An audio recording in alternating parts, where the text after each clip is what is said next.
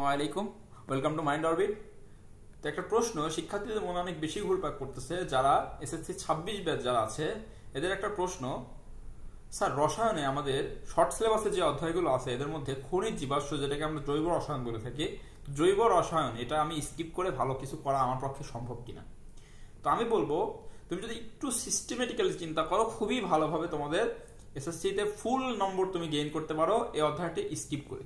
কিন্তু কথা হচ্ছে এখানে স্কিপ করার পরেও তোমাদের একটু চিন্তা করতে হবে সিস্টেমেটিক্যালি, কারণ তোমাদের রসায়ন, পদার্থবিজ্ঞান এখান থেকে যে সৃজনশীলগুলো আসে, তো এখানে জ্ঞান এবং অনুধাবনমূলক প্রশ্ন দুইটা অধ্যায় বা তিনটা অধ্যায় এরকম মিক্সড করে দেয়। দেখা গেল ক নম্বর একটা অধ্যায় থেকে আসছে, খ নম্বর একটা অধ্যায় থেকে আসছে, গ এবং খ আবার আরেকটা অধ্যায় থেকে আসছে।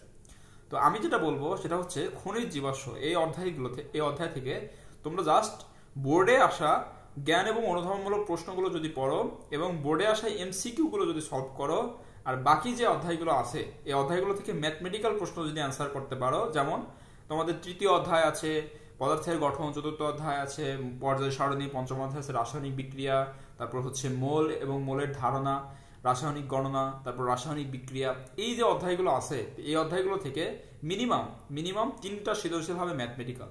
তো এইগুলো থেকে তুমি যদি ফুললি আনসার করতে পারো তাহলে এগুলো থেকে তোমার মার্ক কাটার পরীক্ষকের কোনো সুযোগ নেই।